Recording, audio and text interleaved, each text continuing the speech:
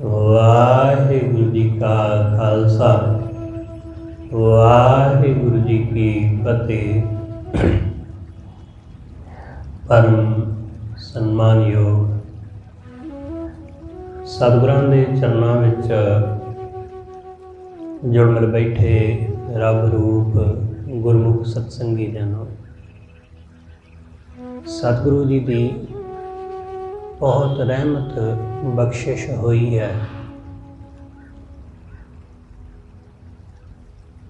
गुरु दे दर जुड़न दा समा नसीब होया। सतगुरु जी की इलाही बाणी का कीर्तन आपने सरवण किया। सतगुरु जी के दर जुड़ के बाणी नाल सांझ पा के वाहिगुरु नाल जुड़न दा निमाणा जिहा उपराला कर रहे हैं। सतगुरु गुरु अर्जन देव महाराज जी ने कृपा करके अज दा ये पवित्र बचन बख्शिया। सतगुरु रहमत करदियां समझाउंदे ने कि वाहिगुरु ने कृपा की, परमेश्वर ने बड़ी दया बड़ी रहमत की ते इस माया तो छड़ा लिया। हर जन लीने प्रभु छड़ाए। प्रभु ने कृपा करके अपने सेवकां नूं आप सहाई होके छड़ा लिया।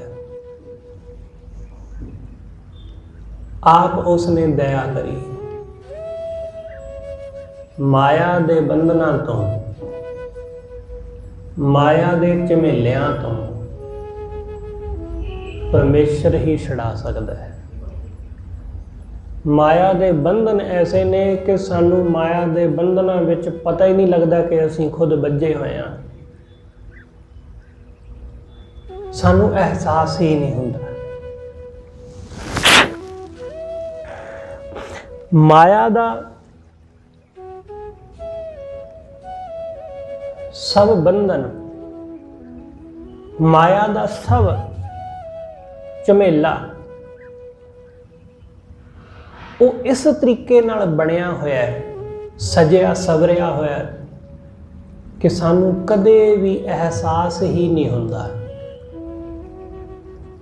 उलझे रहंदे आ।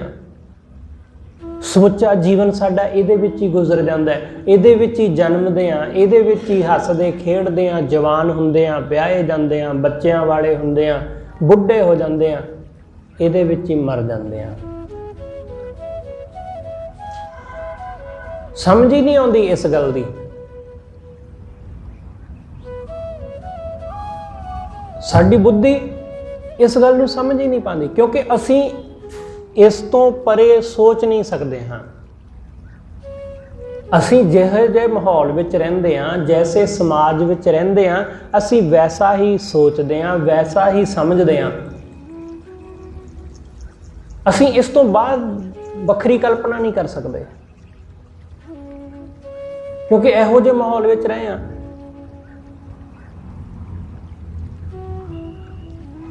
जिवें विदेशां दे विच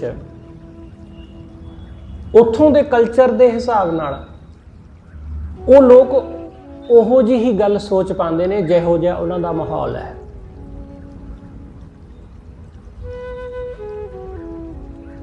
असीं उस अपने हिसाब नाल सोच पाते हैं। साडे लोग इत्थों उस देश विच जाके वस जाते हैं, पर उन्हां दी सोच समझ अपनी संस्कृति के मुताबिक, अपने समाज के मुताबिक ही रहिंदी है, उत्थों के मुताबिक नहीं हुंदी। बेशक वो बदलण दी करन दी कोशिश करते हैं, पर हुंदा नहीं, क्योंकि वो संस्कार जो सानू सदियां तो मिले हुए ने, पीढ़ी दर पीढ़ी, वो मिटदे नहीं, वो मिटदे नहीं। बस ऐसा ही समझो कि माया भी ऐसी ही है। असीं पीढ़ी दर पीढ़ी इहदे विच ही रहे हैं। ਅਸੀਂ ਇਹਦੇ ਵਿੱਚ ਹੀ ਜੀਵੇ ਹਾਂ, ਅਸੀਂ ਇਸ ਤੋਂ ਬਾਹਰ ਸੋਚ ਹੀ ਨਹੀਂ ਸਕਦੇ ਹਾਂ, ਇਸ ਤੋਂ ਵੱਖਰਾ ਸੋਚ ਹੀ ਨਹੀਂ ਸਕਦੇ, ਖਿਆਲ ਵੀ ਨਹੀਂ ਆਉਂਦਾ ਸਾਨੂੰ ਇਸ ਤੋਂ ਵੱਖਰਾ। ਬਿਲਕੁਲ ਇਸ ਤਰ੍ਹਾਂ ਸਮਝੋ ਕਿ ਜਿਵੇਂ ਅਸੀਂ ਰਹਿੰਦੇ ਧਰਤੀ ਤੇ ਹਾਂ ਤੇ ਅਸੀਂ ਸੋਚੀਏ ਕਿਸੇ ਹੋਰ ਗ੍ਰਹਿ ਦੇ ਬਾਰੇ, ਕਿਸੇ ਹੋਰ ਪਲੈਨਟ ਬਾਰੇ ਕਿ ਉੱਥੇ ਕੈਸਾ ਹੋਵੇਗਾ, ਅਸੀਂ ਸੋਚ ਨਹੀਂ ਸਕਾਂਗੇ ਕਿਉਂਕਿ ਸਾਨੂੰ ਪਤਾ ਹੀ ਨਹੀਂ ਉੱਥੋਂ ਦਾ। ਇਸ ਲਈ ਸਾਨੂੰ ਮਾਇਆ ਦੇ ਹੀ ਖਿਆਲ ਰਹਿੰਦੇ ਨੇ ਕਿਉਂਕਿ ਮਾਇਆ ਵਿੱਚ ਹੀ ਰਹਿੰਦੇ ਹਾਂ ਅਸੀਂ। ਵਾਸਨਾਵਾਂ ਦੇ ਵਿਚਾਰ ਆਉਂਦੇ ਰਹਿੰਦੇ ਨੇ ਕਿਉਂਕਿ ਵਾਸਨਾਵਾਂ ਦੇ ਵਿੱਚ ਹੀ ਅਸੀਂ ਜੀਵਨ ਜਿਉਂਦੇ ਹਾਂ। ਸਾਡੇ ਆਲੇ ਦੁਆਲੇ ਇਹੀ ਕੁਝ ਵਾਪਰ ਰਿਹਾ ਹੈ। ਟੀਵੀ ਖੋਲੋਗੇ, ਉਸ ਨੂੰ ਦੇਖੋਗੇ, ਉਹਦੇ ਵਿੱਚ ਵੀ ਮਾਇਆ ਹੀ ਹੈ। ਫੋਨ ਨੂੰ ਦੇਖੋਗੇ, ਇਹਦੇ ਵਿੱਚ ਵੀ ਮਾਇਆ ਹੀ ਹੈ। ਆਪਣੇ ਕੰਮ ਧੰਦੇ ਦੇਖੋਗੇ, ਇਹ ਵੀ ਮਾਇਆ ਹੀ ਹੈ। ਆਲਾ ਦੁਆਲਾ ਦੇਖੋਗੇ, ਇਹ ਵੀ ਮਾਇਆ ਹੀ ਹੈ। ਰੂਪ ਰੰਗ ਵੇਖੋਗੇ, ਸਭ ਮਾਇਆ ਹੀ ਹੈ। ਸਭ ਇੱਕੋ ਹੀ ਚੀਜ਼ ਹੈ ਪਰ ਉਹਦੇ ਰੂਪ ਵੱਖੋ ਵੱਖਰੇ ਨੇ ਸਭ। ਇਸ ਲਈ ਅਸੀਂ ਇਸ ਤੋਂ ਬਾਹਰ ਦੀ ਗੱਲ ਨਹੀਂ ਸੋਚ ਪਾਉਂਦੇ, ਇਸ ਤੋਂ ਵੱਖਰੀ ਗੱਲ ਨਹੀਂ ਸਾਡੇ ਚਿੱਤ ਵਿੱਚ ਆਉਂਦੀ।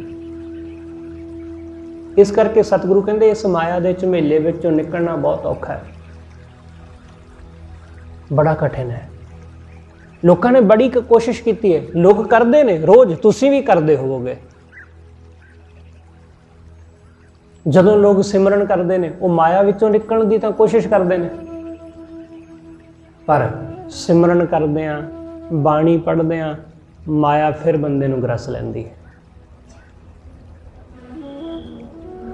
ਬਾਣੀ ਪੜ੍ਹਦਿਆਂ ਪੜ੍ਹਦਿਆਂ ਹੋਰ ਹੀ ਖਿਆਲ ਆਈ ਜਾਂਦੇ ਨੇ, ਹੋਰ ਹੀ ਵਿਚਾਰ ਆਈ ਜਾਂਦੇ ਨੇ, ਉਹਨਾਂ ਵਿੱਚ ਗ੍ਰਸਤ ਹੋ ਜਾਈਦਾ।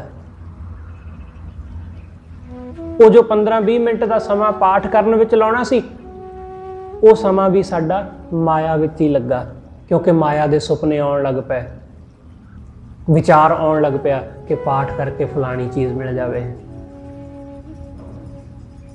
ਉਹ ਚੀਜ਼ ਮਿਲ ਜਾਏ। ਕੁਝ ਹੋਰ ਵਿਚਾਰ ਆ ਗਿਆ, ਕਿਸੇ ਤਰ੍ਹਾਂ ਦਾ ਵੀ, ਕੋਈ ਵੀ ਚੰਗਾ ਜਾਂ ਮਾੜਾ, ਕੁਛ ਵੀ।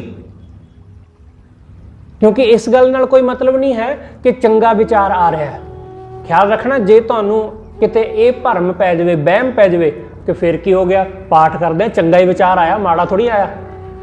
ਵਿਚਾਰ ਚੰਗਾ ਹੋਵੇ ਚਾਹੇ ਮਾੜਾ, ਪਰ ਉਹ ਤੁਹਾਨੂੰ ਪਾਠ ਕਰਨ ਤੋਂ ਖੁੰਝਾ ਗਿਆ, ਤੁਹਾਡਾ ਧਿਆਨ ਤੋੜ ਗਿਆ। ਚੰਗਾ ਵਿਚਾਰ ਵੀ ਤੋੜ ਦੇਵੇਗਾ ਤੇ ਮੰਦਾ ਵੀ ਤੋੜ ਦੇਗਾ। ਵਿਚਾਰ ਦਾ ਕੰਮ ਹੀ ਤੋੜਨਾ ਹੈ ਤੁਹਾਨੂੰ ਉਸ ਕੰਮ ਨਾਲੋਂ ਜੋ ਤੁਸੀਂ ਕਰ ਰਹੇ ਹੋ। ਇਸ ਲਈ ਸਿਮਰਨ ਕਰਦਿਆਂ, ਧਿਆਨ ਕਰਦਿਆਂ, ਸੇਵਾ ਕਰਦਿਆਂ, ਬਾਣੀ ਪੜ੍ਹਦਿਆਂ, ਕਥਾ ਕੀਰਤਨ ਸੁਣਦਿਆਂ ਕੋਈ ਵਿਚਾਰ ਨਹੀਂ ਉੱਠਣਾ ਚਾਹੀਦਾ, ਨਾ ਚੰਗਾ ਨਾ ਮੰਦਾ, ਕਿਉਂਕਿ ਉਹ ਤੋੜ ਦੇਵੇਗਾ, ਉਹ ਜੁੜਨ ਨਹੀਂ ਦੇਵੇਗਾ। ਇਸ ਲਈ ਬਹੁਤ ਵਾਰੀ ਐਸਾ ਹੁੰਦਾ ਹੈ ਕਿ ਲੋਕ ਸਿਮਰਨ ਸਾਧਨਾ ਕਰਦਿਆਂ ਵੀ ਮਾਇਆ ਦੇ ਵਿੱਚ ਹੀ ਲੱਗੇ ਰਹਿੰਦੇ ਨੇ, ਉਹ ਇੱਥੇ ਵੀ ਨਹੀਂ ਬਚ ਪਾਉਂਦੇ, ਉਹ ਇੱਥੇ ਵੀ ਉਲਝੇ ਰਹਿੰਦੇ ਨੇ ਮਾਇਆ ਮਗਰ। ਇਸ ਕਰਕੇ ਸਤਿਗੁਰੂ ਕਹਿੰਦੇ ਨੇ ਇਸ ਮਾਇਆ ਤੋਂ ਬਚਣਾ ਬੜਾ ਔਖਾ ਕੰਮ ਹੈ, ਬੜਾ ਕਠਿਨ ਕਾਰਜ ਹੈ। ਇੰਨੀ ਆਸਾਨੀ ਨਾਲ ਇਹਦੇ ਤੋਂ ਬਚਿਆ ਨਹੀਂ ਜਾ ਸਕਦਾ, ਇੰਨੀ ਆਸਾਨੀ ਨਾਲ ਇਹਦੇ ਤੋਂ ਮੁਕਤ ਨਹੀਂ ਹੋਇਆ ਜਾ ਸਕਦਾ। ਡਿੱਗਣਾ ਬਹੁਤ ਸੌਖਾ ਹੈ ਪਰ ਖੜੇ ਹੋਣਾ ਔਖਾ ਹੈ। ਹੇਠਾਂ ਨੂੰ ਜਾਣਾ ਹਮੇਸ਼ਾ ਸੌਖਾ ਹੁੰਦਾ ਹੈ, ਨਿਵਾਣ ਵਾਲੇ ਪਾਸੇ ਨੂੰ, ਪਰ ਜਿੱਧਰ ਚੜ੍ਹਾਈ ਹੈ ਉਧਰ ਨੂੰ ਥੋੜਾ ਜ਼ੋਰ ਲੱਗਦਾ ਹੈ, ਥੋੜਾ ਜ਼ੋਰ ਲੱਗੇਗਾ। ਪੌੜੀਆਂ ਉਤਰਨੀਆਂ ਥੋੜੀਆਂ ਸੌਖੀਆਂ ਨੇ ਕਿਉਂਕਿ ਹੇਠਾਂ ਨੂੰ ਜਾਓਗੇ, ਪਰ ਪੌੜੀਆਂ ਚੜ੍ਹਨੀਆਂ ਥੋੜੀਆਂ ਜਿਹੀਆਂ ਔਖੀਆਂ ਨੇ ਕਿਉਂਕਿ ਥੋੜਾ ਜ਼ੋਰ ਲੱਗੇਗਾ, ਥੋੜਾ ਜਿਹਾ ਯਤਨ ਕਰਨਾ ਪਵੇਗਾ। ਬਸ ਮਾਇਆ ਵਾਲੇ ਪਾਸੇ ਨੂੰ ਜਾਣਾ ਬਹੁਤ ਸੌਖਾ ਹੈ, ਕਿਸੇ ਦਾ ਰੂਪ ਦੇਖ ਕੇ ਮੋਹਿਤ ਹੋ ਜਾਣਾ ਬਹੁਤ ਸੌਖਾ ਹੈ, ਮਾਇਆ ਦੇਖ ਕੇ, ਪੈਸਾ ਦੇਖ ਕੇ ਉਹਦੇ ਪਿੱਛੇ ਤੁਰ ਪੈਣਾ ਬੜਾ ਆਸਾਨ ਹੈ, ਪਰ ਉਸ ਨੂੰ ਦੇਖ ਕੇ ਇਗਨੋਰ ਕਰ ਦੇਣਾ ਇਹ ਥੋੜਾ ਜਿਹਾ ਔਖਾ ਹੈ, ਇਹ ਥੋੜਾ ਜਿਹਾ ਔਖਾ ਹੈ। ਇਸ ਲਈ ਸਤਿਗੁਰੂ ਕਹਿੰਦੇ ਇਸ ਮਾਇਆ ਤੋਂ ਛੁਟਕਾਰਾ इस माया तो मुक्त होना इन्ना आसान नहीं है। वाहिगुरू किरपा करदा है, जदों परमेश्वर दया करदा है तां इस माया तो मुक्त हो जाइदा है। वाहिगुरू ने किरपा की। हर जन लीने प्रभु छड़ाए। प्रभु ने अपने जन नूं, अपने सेवक नूं छड़ा लिया। उन्हें छड़ा लिया इस माया तो। की कीता उसने कि उन्हें आप परे कर दिता, उन्हें आप इस झमेले चों कढ़ दिता कि भाई चल पासे हो जा। नहीं, परमेश्वर की करदा है, वो बंदे नूं ज्ञान दा नेत्र बख्शदा है, ज्ञान दिंदा है, रोशनी प्रदान करदा है। रोशनी तो बिना, निगाह तो बिना क्यों दिखाई नहीं देवेगा। माया दे विच लोग अन्ने होए पे ने, असी सब अन्ने होए पे हैं। माया तो बिना कुछ सुझदा नहीं, कुछ दिखाई नहीं दिंदा, कुछ सुनदा नहीं। गुरु की करदा है, गुरु सानू नेत्र बख्शदा है, गुरु सानू सूझ बख्शदा है, वो सच विखाउंदा है सानू। जदों असी सच नू साफ साफ वेख लैंदे आ अपनी अख नाल तां फिर दोबारा उहदे विच उलझदे नहीं, दोबारा उहदे विच फसदे नहीं। इत्थे दुनिया ऐसी है, इत्थे लोग कसम खा लेंदे ने, प्रण कर लेंदे ने कि मैं फलाना काम नहीं करना, मैं कसम खाना। लोग 6 महीने दी 3 महीने दी कसम खा लेंदे ने, मैं शराब नूं हत्थ नहीं लाउणा 3 महीने। पर 3 महीने तो बाद फिर 3 महीने भी बड़ी मुश्किल नाल निकलदे ने, महीना बड़ी मुश्किल नाल निकलदा है, 40 दिन बड़ी मुश्किल नाल निकलदे ने, फिर ग्रस्त हो जाते हैं लोग। ख्याल रखना कि अग जिहड़ी है वो अग बंदे नूं साड़ दिंदी है, किसी भी चीज़ नूं साड़ दिंदी। की कोई बंदा इस गल का प्रण लैंदा, कसम खांदा कि मैं अग नूं हत्थ नहीं लाउणा, मैं कसम खांदा कि मैं अग नूं हत्थ नहीं लाउणा, मैं उहदे नेड़े अपना हत्थ नहीं करना क्योंकि अग साड़ दिंदी है, इसलिए मैं कसम खांदा। ऐसा कोई बंदा तुहानूं मिलिया? तुसीं कहोगे कि ऐसा कोई मिलेगा भी कि मैं एडा मूर्खता कोई भी नहीं हुंदा, एडी कोई गल वास्ते कसम खाण दी की लोड़ है, सौं चुकण दी की लोड़ है कि मैं गुरुद्वारे सौं चुक लेना, मैं अग नूं हत्थ नहीं लाऊंगा क्योंकि अग साड़ दिंदी है। ऐसा कोई नहीं, पर बहुत सारे लोग ऐसियां कसमां खांदे ने। ख्याल रखना कि एक बारी जदों अग नूं छू लिया, अग दा सेक लगा, हत्थ सड़ गया, फिर कसम खाण दी जरूरत थोड़ी ना, क्योंकि पता लग गया कि अग विच हत्थ पाया हत्थ सड़ जांदा है। छोटा बच्चा भी उन्होंने पता नहीं है कि वह अग साड़ दिंदी है। एक बारी जदों उन्होंने सेक लगता है ना तो दोबारा वो नेड़े नहीं जाता दूसरी बारी। बच्चे नूं तुसीं दसो भी ना पर वो खुद जान गया कि इहदे नूं सेक लगता है, साड़ लगता है जदों मैं अग दे नेड़े जाना, वो दोबारा जाता ही नहीं, क्योंकि दिस पिया सच, दिस पिया कि यह नुकसान करेगी अग। बिल्कुल ऐसा ही जिस बंदे ने अखां खोल के माया नूं देख लिया कि यह साड़ दिंदी है, वो दोबारा क्यों जाएगा, वो कसम क्यों खावेगा, वो नहीं ग्रस्त होंदा उस पासे नूं। जिन्हां लोकां नूं कसमां खाणियां पैंदियां ने, ख्याल रखना ये लोग झूठे ने, इन्हां नूं ज्ञान नहीं होया। जिस दिन समझ आ जाती है कि शराब पीना गलत है, उस दिन बंदा उसनूं पींदा ही नहीं। नशा करना गलत है, उस दिन छड्ड जांदा है, उस दिन कसम खाण की जरूरत थोड़ी ना पैंदी, उस दिन छड्ड जांदा है, अपने आप छड्ड जांदा है, छड्डना नहीं पैंदा, छुट जांदा है जिस दिन सच दिस पैंदा है। इसलिए गुरु की करदा है, गुरु सानू ज्ञान दिंदा है, वो सानू ज्ञान दिंदा है, ज्ञान दा नेत्र बख्शदा है, वो सानू सूझ बख्शदा है। जदों सूझ आ जाती है तो फिर असीं छुट जाते हैं माया तो, असीं छुट जाते हैं काम क्रोध तो, असीं छुट जाते हैं लोभ तो, मोह तो, ईर्षा तो, आसा तृष्णा तो, ਮੁਕਤ ਹੋ ਜਾਂਦੇ ਹਾਂ, ਸਭ ਬੰਧਨਾਂ ਤੋਂ ਮੁਕਤ ਹੋ ਜਾਂਦੇ ਹਾਂ। ਤੇ ਫਿਰ ਭਗਤ ਜਦੋਂ ਛੁੱਟ ਜਾਂਦਾ ਤਾਂ ਉਹ ਕਹਿੰਦਾ ਕਿ ਮੈਨੂੰ ਪ੍ਰਭੂ ਨੇ ਛੁਡਾ ਲਿਆ, ਮੈਨੂੰ ਉਸਨੇ ਛੁਡਾ ਲਿਆ, ਉਹਨੇ ਮੈਨੂੰ ਮਾਇਆ ਤੋਂ ਮੁਕਤ ਕਰ ਦਿੱਤਾ। ਹਰ ਜਨ ਲੀਨੇ ਪ੍ਰਭੂ ਛੁਡਾਏ, ਵਾਹਿਗੁਰੂ ਨੇ ਆਪਣੇ ਸੇਵਕ ਨੂੰ ਛੁਡਾ ਲਿਆ। ਸਤਿਗੁਰੂ ਕਹਿੰਦੇ ਪ੍ਰੀਤਮ ਸਿਉ ਮੇਰੋ ਮਨ ਮਾਨਿਆ, ਮੇਰਾ ਮਨ ਪ੍ਰੀਤਮ ਨਾਲ, ਵਾਹਿਗੁਰੂ ਨਾਲ ਮੰਨ ਗਿਆ, ਮੇਰਾ ਮਨ ਉਹਦੇ ਨਾਲ ਜੁੜ ਗਿਆ। ਪਹਿਲਾਂ ਇਹ ਮਨ ਮਾਇਆ ਵਿੱਚ ਲੱਗਾ ਸੀ, ਪਰ ਹੁਣ ਇਹ ਮਨ ਉਸ ਨਾਲ ਮੰਨ ਗਿਆ, ਹੁਣ ਮਨ ਉਹਦੇ ਨਾਲ ਜੁੜ ਗਿਆ। ਕਿਉਂਕਿ ਮਨ ਨੇ ਦੇਖ ਲਿਆ ਕਿ ਜਿਨ੍ਹਾਂ ਚੀਜ਼ਾਂ ਮਗਰ ਮੈਂ ਭੱਜਦਾ ਰਿਹਾ ਉਹਨਾਂ ਵਿੱਚੋਂ ਕੁਛ ਹਾਸਲ ਤਾਂ ਹੋਇਆ ਨਹੀਂ। ਬਹੁਤ ਵਾਰੀ ਚੀਜ਼ਾਂ ਭੋਗ ਕੇ ਵੇਖ ਲਈਆਂ, ਕੁਛ ਮਿਲਿਆ, ਕੁਛ ਵੀ ਨਹੀਂ। ਬਹੁਤ ਵਾਰੀ ਕਾਮ ਵਾਸਨਾ ਵਿੱਚ ਦੇਖ ਲਿਆ ਉਲਝ ਕੇ, ਕੁਛ ਮਿਲਿਆ ਨਹੀਂ ਹੋਇਆ। ਬਹੁਤ ਵਾਰੀ ਕ੍ਰੋਧਿਤ ਹੋ ਕੇ ਦੇਖ ਲਿਆ, ਗੁੱਸੇ ਹੋ ਕੇ ਦੇਖ ਲਿਆ, ਕੁਛ ਹਾਸਲ ਹੋਇਆ, ਕੁਛ ਵੀ ਨਹੀਂ, ਸਗੋਂ ਆਪਣਾ ਆਪ ਹੀ ਸਾੜਿਆ। ਕ੍ਰੋਧ ਦੇ ਨਾਲ ਕਿਸੇ ਦਾ ਨੁਕਸਾਨ ਥੋੜੀ ਨਾ ਹੁੰਦਾ। ਤੁਸੀਂ ਕਿਸੇ ਦੇ ਉੱਤੇ ਗੁੱਸਾ ਹੋਏ, ਘਰ ਵਾਲੀ ਤੇ ਗੁੱਸੇ ਹੋਏ, ਜਾਂ ਆਪਣੇ ਪਤੀ ਤੇ ਗੁੱਸੇ ਹੋਏ, ਜਾਂ ਆਪਣੇ ਬੱਚਿਆਂ ਦੇ ਉੱਤੇ ਬਹੁਤ ਕ੍ਰੋਧ ਕੀਤਾ, ਬੱਚਿਆਂ ਦਾ ਕੀ ਗਿਆ?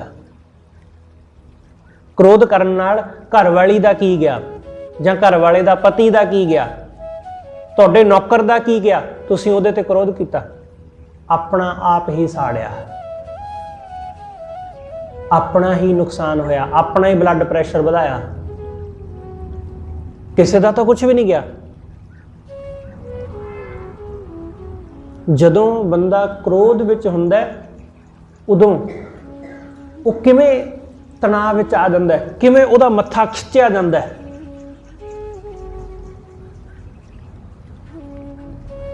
ਬਹੁਤ ਕੁਝ ਬੰਦੇ ਦੇ ਅੰਦਰ ਬਦਲਦਾ, ਅੱਖਾਂ ਵਿੱਚ ਖੂਨ ਉਤਰ ਆਉਂਦਾ, ਇੰਜ ਲੱਗਦਾ ਕਿ ਮਾਰ ਦੇਵਾਂ ਬਸ। ਕਿਉਂ? ਕਿਉਂਕਿ ਮੇਰੀ ਗੱਲ ਨਹੀਂ ਮੰਨੀ ਗਈ। ਕ੍ਰੋਧ ਦਾ ਅਸਲ ਕਾਰਨ ਕਿਤੇ ਨਾ ਕਿਤੇ ਇਹ ਹੁੰਦਾ ਕਿ ਮੇਰੀ ਗੱਲ ਨਹੀਂ ਮੰਨੀ। ਪਤਨੀ ਕਹਿੰਦੀ ਹੈ ਕਿ ਮੇਰੀ ਗੱਲ ਨਹੀਂ ਮੰਨੀ ਪਤੀ ਨੇ, ਪਤੀ ਕਹਿੰਦਾ ਹੈ ਕਿ ਪਤਨੀ ਨੇ ਮੇਰੀ ਗੱਲ ਨਹੀਂ ਮੰਨੀ, ਬੱਚਿਆਂ ਨੇ ਮੇਰੀ ਗੱਲ ਨਹੀਂ ਮੰਨੀ। ਕ੍ਰੋਧ ਦਾ ਕਾਰਨ ਗਲਤ ਜਾਂ ਸਹੀ ਨਹੀਂ ਹੁੰਦਾ ਕਿ ਸਹੀ ਕੀ ਹੈ ਜਾਂ ਗਲਤ ਕੀ ਹੈ। ਕ੍ਰੋਧ ਦਾ ਅਸਲ ਕਾਰਨ ਹੁੰਦਾ ਹੈ ਕਿ ਮੈਂ ਸਹੀ ਹਾਂ, ਮੇਰੀ ਗੱਲ ਮੰਨੋ। ਤੁਸੀਂ ਕੌਣ ਹੁੰਦੇ ਮੇਰੀ ਗੱਲ ਨੂੰ ਕੱਟਣ ਵਾਲੇ? ਆਪਣੇ ਬੱਚਿਆਂ ਨੂੰ ਬੰਦਾ ਕਹਿੰਦਾ ਹੈ।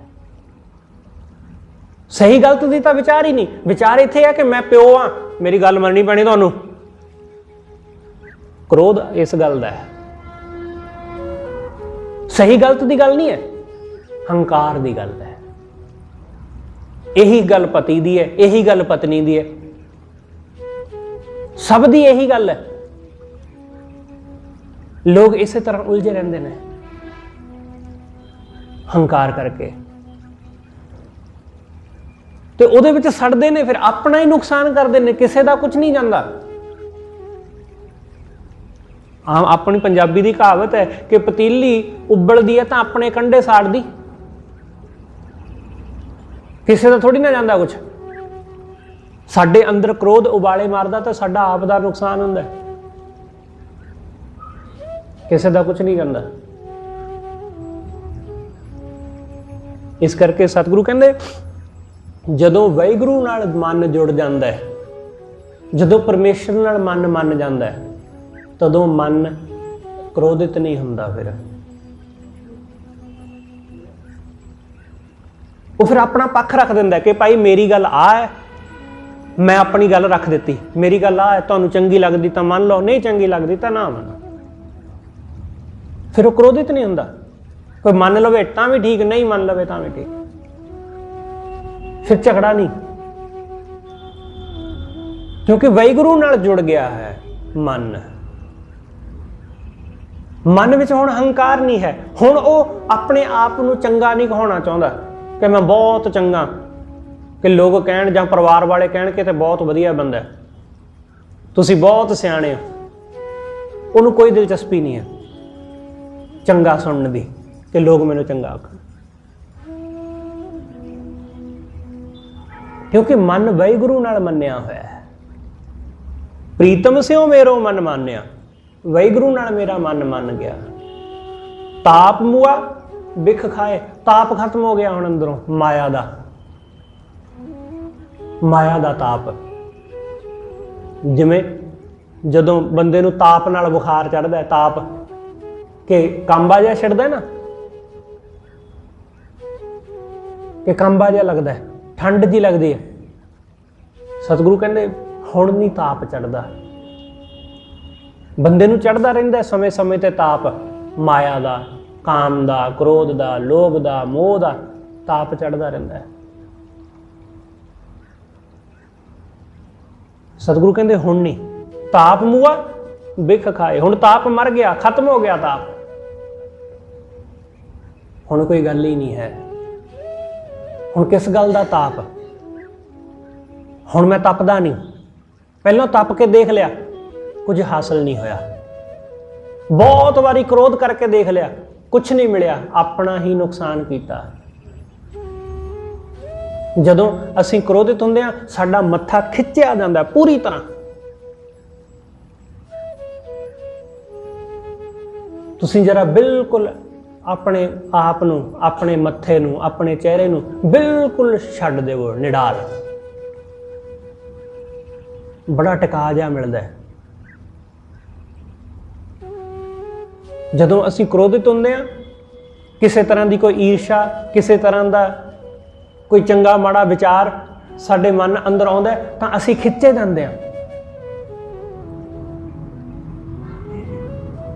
ਤੇ ਜਦੋਂ ਇਹ ਕ੍ਰੋਧ ਹਰ ਵੇਲੇ ਸਾਨੂੰ ਚੜਿਆ ਰਹਿੰਦਾ ਤਾਂ ਫਿਰ ਸਾਡਾ ਮੱਥਾ ਉਹ ਹਰ ਵੇਲੇ ਖਿਜਿਆ ਰਹਿੰਦਾ, ਹਰ ਵੇਲੇ ਤਿਉੜੀ ਪਈ ਰਹਿੰਦੀ, ਹਰ ਵੇਲੇ। ਫਿਰ ਸਾਡੇ ਚਿਹਰੇ ਦੀ ਖੂਬਸੂਰਤੀ ਉਹ ਬਰਬਾਦ ਹੋ ਜਾਂਦੀ ਹੈ। ਜਿੰਨਾ ਮਰਜ਼ੀ ਸੁੰਦਰ ਚਿਹਰਾ ਹੋਵੇ, ਦੁੱਧ ਵਰਗਾ ਚਿੱਟਾ ਹੋਵੇ, ਉਹ ਵੀ ਬੇਕਾਰ ਲੱਗਣ ਲੱਗ ਜਾਂਦਾ ਹੈ ਜਦੋਂ ਹਰ ਵੇਲੇ ਮੱਥੇ ਤੇ ਤਿਉੜੀ ਪਈ ਰਹਿੰਦੀ ਹੈ। ਖੂਬਸੂਰਤ ਤੋਂ ਖੂਬਸੂਰਤ ਆਦਮੀ ਉਹ ਵੀ ਬੇਕਾਰ ਲੱਗਣ ਲੱਗ ਜਾਂਦਾ ਹੈ। ਕਿਉਂ? ਕਿਉਂਕਿ ਖਿਜਿਆ ਹੈ, ਕ੍ਰੋਧ ਹੈ, ਜਰਾ ਜਰੀ ਗੱਲ ਤੇ ਹਰ ਵੇਲੇ ਤਿਉੜੀ, ਬਸ ਜਰਾ ਜੀ ਕੋਈ ਗੱਲ ਸੁਣੀ ਨਹੀਂ ਕਿ ਤਿਉੜੀਆਂ ਨਾਲ ਭਰ ਗਿਆ ਮੱਥਾ। ਤੇ ਫਿਰ ਐਸੇ ਬੰਦੇ ਨੂੰ ਉਹਦਾ ਤਾਪ ਨਹੀਂ, ਸਤਿਗੁਰੂ ਨੇ ਕਹਿੰਦੇ ਉੱਤਰਦਾ, ਹਰ ਵੇਲੇ ਤਾਪ ਚੜਿਆ ਰਹਿੰਦਾ ਉਹਨੂੰ। ਇਹ ਤਾਪ ਜਦੋਂ ਵਾਹਿਗੁਰੂ ਨਾਲ ਅਸੀਂ ਜੁੜਦੇ ਹਾਂ ਫਿਰ ਲੱਥ ਜਾਂਦਾ ਹੈ, ਅਸੀਂ ਬਿਲਕੁਲ ਸ਼ਾਂਤ ਹੋ ਜਾਂਦੇ ਹਾਂ। ਸਾਧੂ ਨੂੰ ਇਸੇ ਕਰਕੇ ਸਤਿਗੁਰੂ ਨੇ ਕਿਹਾ, ਸਤਿਗੁਰੂ ਕਹਿੰਦੇ ਸਾਧੂ ਵਰਗਾ ਸੋਹਣਾ ਬੰਦਾ ਕੋਈ ਨਹੀਂ ਹੈ। ਬੇਸ਼ੱਕ ਉਹਦਾ ਰੰਗ ਹੋ ਸਕਦਾ ਹੈ ਕਿ ਕਾਲਾ ਹੋਵੇ, ਕਿਉਂਕਿ ਇੱਥੇ ਸੋਹਣੇ ਦਾ ਮਤਲਬ ਗੋਰੇ ਜਾਂ ਕਾਲੇ ਨਾਲ ਤਾਂ ਹੈ ਹੀ ਨਹੀਂ। ਉਹ ਬਹੁਤ ਖੂਬਸੂਰਤ ਲੱਗਦਾ ਹੈ।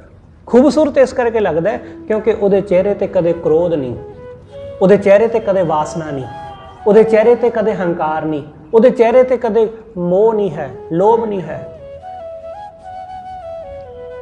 ਬਿਲਕੁਲ ਸਰਲ ਚਿੱਤ ਹੈ, ਇਸ ਕਰਕੇ ਉਹ ਖੂਬਸੂਰਤ ਲੱਗਦਾ ਹੈ, ਇਸ ਕਰਕੇ ਉਹ ਪਿਆਰਾ ਲੱਗਦਾ ਹੈ।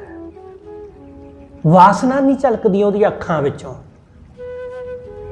ਇਸ ਕਰਕੇ ਸਤਿਗੁਰੂ ਕਹਿੰਦੇ ਹੁਣ ਇਹ ਸਭ ਮਿਟ ਗਏ ਅੰਦਰੋਂ। ਤਾਪ ਮੁਆ ਬਿਖ ਖਾਏ, ਤਾਪ ਮਿਟ ਗਿਆ, ਮਰ ਗਿਆ ਤਾਪ।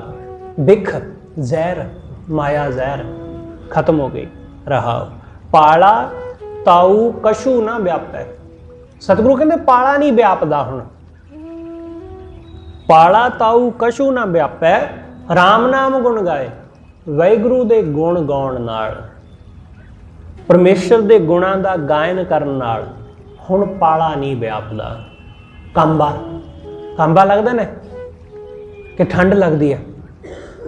ਜਦੋਂ ਤਾਪ ਚੜ੍ਹਦਾ ਹੈ, ਬੰਦੇ ਨੂੰ ਬੁਖਾਰ ਹੁੰਦਾ ਹੈ ਤਾਂ ਠੰਡ ਲੱਗਦੀ ਹੈ, ਬਾਰ-ਬਾਰ ਠੰਡ ਲੱਗ ਕੇ ਬੁਖਾਰ ਹੋ ਜਾਂਦਾ ਹੈ, ਕੰਬਣੀ ਛਿੜ ਜਾਂਦੀ ਹੈ, ਬਾਰ-ਬਾਰ ਬੰਦਾ ਕੋਈ ਕੱਪੜਾ ਲੈਂਦਾ ਹੈ, ਕੋਈ ਕੰਬਲ, ਕੋਈ ਰਜ਼ਾਈ ਆਪਣੇ ਉੱਪਰ ਓੜਦਾ ਹੈ। ਇੱਥੇ ਕਾਂਬਾ ਲੱਗਣ ਤੋਂ ਭਾਵ ਹੈ ਡਰ, ਸਹਿਮ, ਕਿ ਸਹਿਮ ਬਣਿਆ ਰਹਿੰਦਾ ਮਨ ਵਿੱਚ, ਕੋਈ ਨਾ ਕੋਈ ਸਹਿਮ। सहमे सहमे बंदे रहंदे ने, डरे डरे। डर बरकरार है हर बंदे दे मन अंदर। चीज़ां दा ते डर है ही कि चीज़ां खुस ना जान, जो मैनू अज मिलिया किते ये चलिया ना जावे। हर बंदे नूं है ये डर। जदों भी कोई चीज़ मिलती है, तुसीं बहुत दफा कहा होवेगा, सुनिया होवेगा, बहुत दफा कि अज तंदुरुस्ती मिली, नाल दी नाल बंदा कहंदा है बस ये तंदुरुस्ती बनी रहे। क्यों? क्योंकि डर है ये जान दा। अज सुख मिलिया, नाल दी नाल बंदा कहंदा है कि वाहिगुरू कृपा करे ये सुख इसे तरह बनिया रहे, क्योंकि सानू पता भी है मन ही मन विच कि इन्हें रहना नहीं है। जो चीज़ अज मिली है असी कहने हैं कि ये मिली ही रहे। जो भी साडे कोल है अज ये जावेगा ही जावेगा, ये जावेगा ही, ये रुकेगा नहीं। अज जन्म होया तो ये नाल नाल मौत भी पिछे पिछे आ रही है तुरी। अज सुख मिलिया तो ये पिछे पिछे दुख भी आ रहा है। अज लाभ होया तो ये पिछे पिछे नुकसान भी आ रहा है। नाल नाल ही चलदियां सब चीज़ां। जिवें ही चीज़ मिलती है सानू दूसरा ख्याल आता है कि आ ना हो जाए, घाटा ना पै जाए, दुख ना आ जाए। किसी अपने नूं मिले, किसी मित्र नूं, किसी अपने प्यारे नूं, उन्होंने मिल के ही बड़ा सुख मिलिया तो मन में ख्याल आया कि किते ऐसा ना होवे कि विछड़ जाइए, विछोड़ा होना ही है। साडा मन सानू नाल दी नाल ओ रूप दिखा दिंदा जो होने वाला है, जो वापरेगा। बस इन्हां गल्लां दा सहम सानू सताउंदा है, आ वाला पाला लगदा है। सतगुरु कहंदे पाला व्यापदा बंदे नूं। इस पाले तो बचण दा बंदा यतन करदा है पर बच नहीं पांदा। वो वापर ही जांदा है, वो वापरेगा ही जिहदा डर है, वो वापरेगा ही। इसलिए कल दी फिक्र छड्डो, अज जो मिलिया है अपना प्यारा, उहदे नाल मिल के रज के गल्लां कर लवो, आनंद मान लवो, क्योंकि कल दा की पता है कि किहने विछड़ जाना है। इसलिए कल दी फिक्र छड्डो कि कल नूं विछड़ेगा या नहीं विछड़ेगा, रब जाने। कल नूं दुख आ जाएगा, कल दी कल देखांगे। अज जो सुख है उहदा ते आनंद लै लो। कल नूं दुख ना आ जाए, इस करके अज दे सुख तो असीं वांझे रह जांदे हां। इसलिए उस सहम नूं छड्ड दिओ। सतगुरु कहंदे पाला ताऊ कछू ना व्यापै। हुण नहीं पाला व्यापदा, हुण नहीं डर लगदा। हुण मैं तैयार हाँ कल वास्ते, मैं तैयार हाँ अगले पल लई, मैं हर चीज़ लई तैयार हाँ। कल नूं जो भी वापरेगा मैं उहदे लई तैयार। जिवें असीं सुख लई तैयार हाँ, जिवें असीं हर चंगी चीज़ वास्ते तैयार हाँ, उमें हर मंदी चीज़ वास्ते भी तैयार रहो। सुख दे लिए तैयार हो गए, दुख वास्ते भी तैयार होवो। जन्म लिए तैयार हो गए तो नाल नाल मौत लिए भी तैयार होवो। तैयार बर तैयार कहंदे किहनूं ने जी? खालसा तैयार बर तैयार। वो किहड़ी चीज़ लिए तैयार बर तैयार है? सुख लई। वो हर चीज़ लिए तैयार बर तैयार है, वो हर वास्ते रेडी है। चाहे सुख आ जाए वो उहदे लिए भी रेडी, वो दुख आ जाए उस वास्ते भी राजी, उहदे लिए भी तैयार। खालसे का मतलब जिहड़ा हर चीज़ वास्ते तैयार है कि परमेश्वर जो करेगा मैं उहदे लिए राजी हाँ।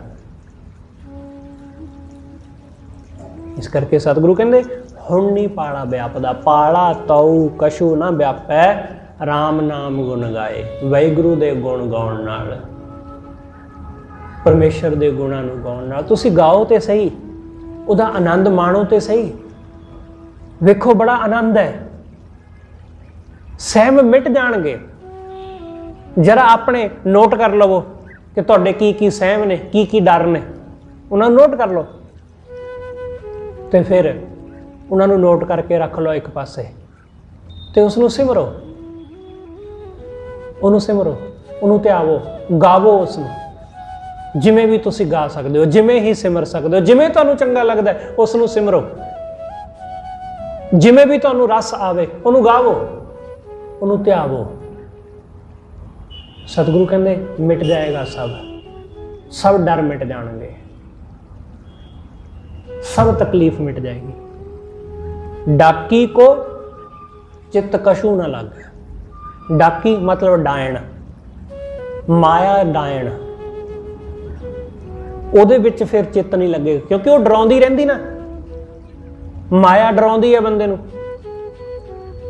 ਸਾਨੂੰ ਲੱਗਦਾ ਹੈ ਕਿ ਮਾਇਆ ਚਲੀ ਜਾਏਗੀ, ਚੀਜ਼ਾਂ ਚਲੀਆਂ ਜਾਣਗੀਆਂ, ਜਿਹੜੀ ਮਾਣ ਵਡਿਆਈ ਮਿਲੀ ਹੈ ਕਿਤੇ ਚਲੀ ਨਾ ਜਾਏ।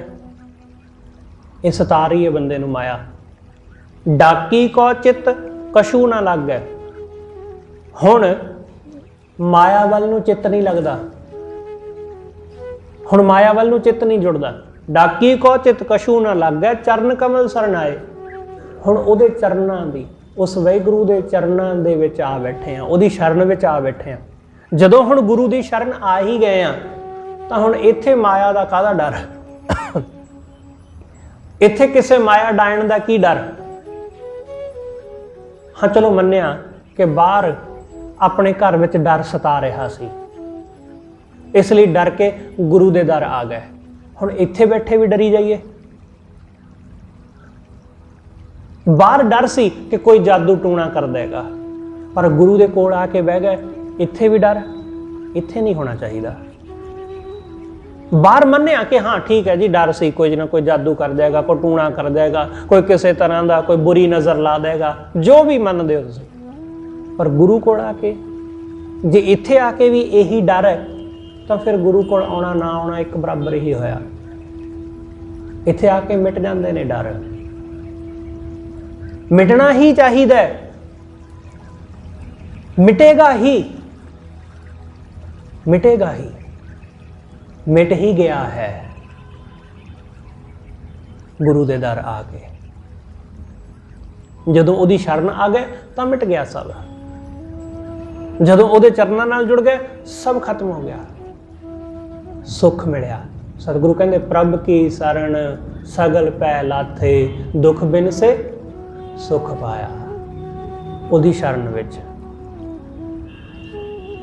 ਆਨੰਦ ਹੀ ਆਨੰਦ ਹੈ, ਬੜਾ ਸੁੱਖ ਹੈ ਉਹਦੀ ਸ਼ਰਨ ਵਿੱਚ। ਇਸ ਕਰਕੇ ਸਾਰੇ ਦੁੱਖ ਮਿਟ ਗਏ ਜਦੋਂ ਉਹਦੀ ਸ਼ਰਨ ਵਿੱਚ ਆਏ। ਸੰਤ ਪ੍ਰਸਾਦ ਭਏ ਕਿਰਪਾਲਾ। ਗੁਰੂ ਦੀ ਕਿਰਪਾ ਨਾਲ, ਸੰਤ ਦੀ ਕਿਰਪਾ ਨਾਲ ਉਹ ਵਾਹਿਗੁਰੂ ਕਿਰਪਾਲ ਹੋ ਗਿਆ। ਜਦੋਂ ਗੁਰੂ ਕਿਰਪਾ ਕਰ ਦਿੰਦਾ ਤਾਂ ਵਾਹਿਗੁਰੂ ਦੀ ਦਇਆ ਹੋਣੀ ਹੀ ਹੋਣੀ ਹੈ। ਉਹਦੀ ਕਿਰਪਾ ਹੋਵੇਗੀ ਹੀ ਹੋਵੇਗੀ, ਕਿਉਂਕਿ ਗੁਰੂ ਉਹਦਾ ਹੀ ਤਾਂ ਰੂਪ ਹੈ। ਉਹਦੀ ਕੋਈ ਵੱਖਰੀ ਕਿਰਪਾ ਥੋੜੀ ਨਾ ਹੋਵੇਗੀ। ਸੰਤ ਸਾਧੂ ਉਹ ਪ੍ਰਮਾਤਮਾ ਦਾ ਤਾਂ ਰੂਪ ਹੈ, ਉਹਨਾਂ ਵਿੱਚ ਕੋਈ ਅੰਤਰ ਥੋੜੀ ਨਾ ਹੈ, ਕੋਈ ਭੇਦ ਥੋੜੀ ਨਾ ਹੈ। ਸਤਿਗੁਰੂ ਕਹਿੰਦੇ ਗੁਰ ਪਰਮੇਸ਼ਰ ਇੱਕੋ ਜਾਣ। ਗੁਰੂ ਤੇ ਪਰਮੇਸ਼ਰ ਨੂੰ ਇੱਕ ਕਰਕੇ ਜਾਣ। ਉਹ ਆਪ ਹੀ ਹੈ ਸਭ ਕੁਝ। ਇਸ ਲਈ ਜਦੋਂ ਗੁਰੂ ਤਰੁੱਠ ਪਿਆ, ਜਦੋਂ ਗੁਰੂ ਨੇ ਤੁਹਾਡੇ ਸਿਰ ਤੇ ਹੱਥ ਧਰ ਦਿੱਤਾ ਤਾਂ ਗੁਰੂ ਦੇ ਹੱਥ ਵਿੱਚ ਹੀ ਪ੍ਰਮਾਤਮਾ ਦਾ ਹੱਥ ਹੈ। ਗੁਰੂ ਨੇ ਹੱਥ ਧਰਿਆ ਸਿਰ ਤੇ ਤਾਂ ਪਰਮੇਸ਼ਰ ਦਾ ਹੱਥ ਹੋ ਗਿਆ ਉਹ। ਤੁਸੀਂ ਬਹੁਤ ਦਫਾ ਸੁਣਿਆ ਹੋਵੇਗਾ ਕਿ ਮਾਂ-ਬਾਪ ਦੇ ਅੰਦਰ ਪਰਮਾਤਮਾ ਵਸਦਾ ਹੈ, ਕਿ ਮਾਂ ਸਿਰ ਤੇ ਹੱਥ ਰੱਖਦਾ ਹੈ, ਪਿਤਾ ਸਿਰ ਤੇ ਹੱਥ ਰੱਖਦਾ ਤਾਂ ਰੱਬ ਨੇ ਕਿਰਪਾ ਕਰਤੀ। ਇੰਨੀ ਕੁ ਗੱਲ ਨੂੰ ਅਸੀਂ ਯਕੀਨ ਕਰਦੇ ਹਾਂ ਤਾਂ ਇਸ ਨੂੰ ਵੀ ਜਾਣੋ ਕਿ ਜਦੋਂ ਗੁਰੂ ਕਿਰਪਾ ਕਰਦਾ ਤਾਂ ਗੁਰੂ ਦੇ ਰਾਹੀਂ ਪਰਮੇਸ਼ਰ ਹੀ ਕਿਰਪਾ ਕਰਦਾ ਹੈ। ਗੁਰੂ ਦੇ ਰਾਹੀਂ ਉਹ ਵਾਹਿਗੁਰੂ ਹੀ ਰਹਿਮਤ ਕਰਦਾ ਹੈ। ਇਸ ਲਈ ਜਦੋਂ ਉਹ ਕਿਰਪਾ ਕਰੇਗਾ, ਉਹ ਸਾਡੇ ਸਿਰ ਤੇ ਹੱਥ ਰੱਖੇਗਾ ਤਾਂ ਉਹਦੇ ਹੱਥ ਵਿੱਚ ਪਰਮੇਸ਼ਰ ਦਾ ਹੀ ਹੱਥ ਹੈ। ਉਹਦੀ ਦਇਆ ਵਿੱਚ ਪਰਮੇਸ਼ਰ ਦੀ ਹੀ ਦਇਆ ਹੈ। ਸੰਤ ਪ੍ਰਸਾਦ ਭੈ ਕਿਰਪਾਲਾ। ਸਾਧੂ ਦੀ ਸੰਤ ਦੀ ਕਿਰਪਾ ਨਾਲ ਉਹ ਵਾਹਿਗੁਰੂ ਕਿਰਪਾਲ ਹੋਇਆ, ਹੋਏ ਆਪ ਸਹਾਈ। ਉਹ ਆਪ ਸਹਾਈ ਹੋਇਆ ਮੇਰਾ, ਉਹ ਮੇਰਾ ਮਦਦਗਾਰ ਬਣਿਆ। ਮਨ ਨਹੀਂ ਸੀ ਜੁੜਦਾ, ਉਹ ਨਾਲ ਸਹਾਈ ਹੋ ਗਿਆ ਮੇਰਾ, ਉਹਨੇ ਜੋੜ ਦਿੱਤਾ। ਆਪਾਂ ਪੜ੍ਹਦੇ ਨਾ ਬਚਨ ਕਿ ਸੰਤ ਸਹਾਈ ਰਾਮ ਕੇ, ਕਿ ਉਹ ਸਹਾਈ ਹੋਇਆ ਮੇਰੇ।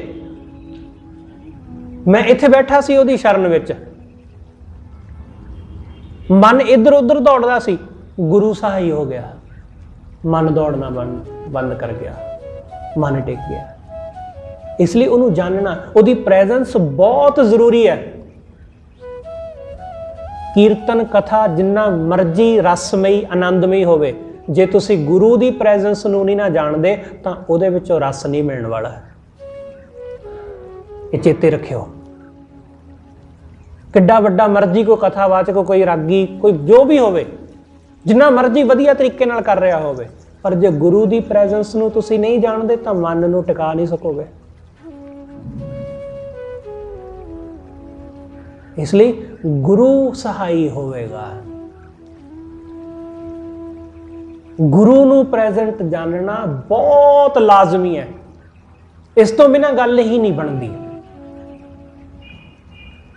ਗੁਰੂ ਨੂੰ ਇਸ ਲਈ ਤਾਂ ਵਿਚੋਲਾ ਕਿਹਾ ਕਿ ਦਰਗਾਹ ਕਾ ਵਸੀਠ, ਉਹ ਜੋੜ ਦਿੰਦਾ ਸਾਨੂੰ ਟੁੱਟਿਆਂ ਹੋਇਆਂ ਨੂੰ। ਸਹਾਈ ਹੋਏ ਆਪ ਸਹਾਈ, ਉਹ ਸਹਾਈ ਹੋਇਆ। ਗੁਣ ਨਿਧਾਨ ਨਿਤ ਗਾਵੇ ਨਾਨਕ। ਜਦੋਂ ਉਹ ਸਹਾਈ ਹੋਇਆ, ਉਹਨੇ ਸਾਨੂੰ ਜੋੜ ਦਿੱਤਾ, ਤਦੋਂ ਫਿਰ ਗੁਣ ਨਿਧਾਨ ਨਿਤ ਗਾਵੇ ਨਾਨਕ। ਸਤਿਗੁਰੂ ਕਹਿੰਦੇ ਹੁਣ ਮੈਂ ਨਿਤ ਗਾਉਂਦਾ ਉਸ ਨੂੰ। ਇੱਥੇ ਅਸੀਂ ਬੈਠੇ ਇਸੇ ਕਰਕੇ ਆ ਕਿ ਗੁਰੂ ਸਾਨੂੰ ਜੋੜ ਦੇਵੇ। ਗੁਰੂਦੁਆਰ ਜਿੱਥੇ ਰਾਹੀਂ, ਜਿਹਦੇ ਰਾਹੀਂ ਉਸ ਵਾਹਿਗੁਰੂ ਨਾਲ ਜੁੜਿਆ ਜਾਣਾ, ਜਿਸ ਦੁਆਰ ਵਿੱਚੋਂ ਦੀ ਪ੍ਰਵੇਸ਼ ਕਰਕੇ ਉਸ ਪਰਮੇਸ਼ਰ ਤੱਕ ਅਪੜਿਆ ਜਾਣਾ। ਜਦੋਂ ਅਸੀਂ ਜੁੜ ਜਾਂਦੇ ਹਾਂ ਤਾਂ ਫਿਰ ਚਾਹੇ ਘਰ ਚਲੇ ਜਾਈਏ, ਚਾਹੇ ਆਪਣੇ ਰਿਸ਼ਤੇਦਾਰੀ 'ਚ ਚਲੇ ਜਾਈਏ, ਚਾਹੇ ਆਪਣੇ ਕੰਮ ਤੇ ਚਲੇ ਜਾਈਏ, ਫਿਰ ਨਹੀਂ ਟੁੱਟਦੇ। ਫਿਰ ਤੁਸੀਂ ਗੁਣ ਗਾਉਂਦੇ ਰਹੋਗੇ, ਫਿਰ ਤੁਸੀਂ ਗਾਉਂਦੇ ਰਹੋਗੇ ਨਿਤ, ਹਰ ਵੇਲੇ। ਗੁਣ ਨਿਧਾਨ ਨਿਤ ਗਾਵੇ ਨਾਨਕ, ਨਿਤ ਗਾਉਂਦਾ। ਸਾਡਾ ਇੱਥੇ 2-4 ਮਿੰਟ ਬੈਠਿਆ ਜੁੜ ਕੇ ਸਾਨੂੰ ਹਰ ਵੇਲੇ ਜੋੜ ਲਵੇਗਾ। ਇੱਥੇ ਜੁੜ ਕੇ ਬਹਿ ਜਾਣਾ ਸਾਡਾ ਹਰ ਥਾਂ ਜੁੜ ਕੇ ਬਹਿ ਜਾਣ ਵਿੱਚ ਸਹਾਈ ਹੋਵੇਗਾ। ਇਸ ਲਈ ਇੱਥੇ ਜੁੜਨਾ ਬਹੁਤ ਲਾਜ਼ਮੀ ਹੈ ਤੇ ਗੁਰੂ ਜੋੜੇਗਾ। ਇਸ ਲਈ ਬੈਠਣਾ ਗੁਰੂ ਕੋਲ।